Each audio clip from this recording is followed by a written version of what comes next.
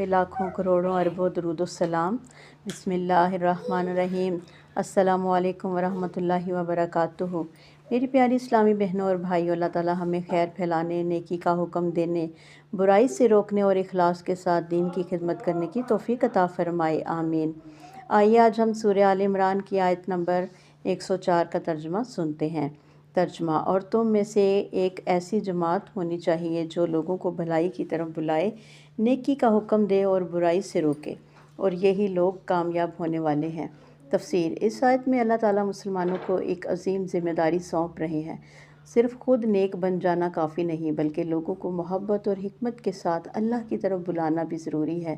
نیکی کی ترغیب دینی چاہیے، برائی سے روکنا چاہیے، لیکن نرمی، حکمت اور اچھے اخلاق کے ساتھ۔ یہ کام ہر شخص اپنی استطاعت کے مطابق کر سکتا ہے، گھر میں، محلے میں، دوستوں میں یا سوشل میڈیا کے ذریعے۔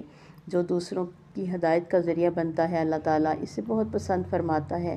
حدیث مبارکہ: رسول اللہ صلی اللہ علیہ وسلم نے فرمایا، تم میں سے جو کوئی برائی دیکھے اسے اپنے ہاتھ سے روکے، اگر اس کی طاقت نہ ہو تو زبان سے، اور اگر اس کی بھی طاقت نہ ہو تو دل میں برا جانے، اور یہ ایمان کا سب سے کمزور درجہ ہے۔ صحیح مسلم۔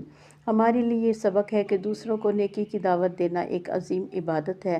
نصیحت ہمیشہ محبت، نرمی اور حکمت سے کرنی چاہیے۔ خود بھی نیک بنے اور دوسروں کے لیے بھی خیر کا ذریعہ بنے۔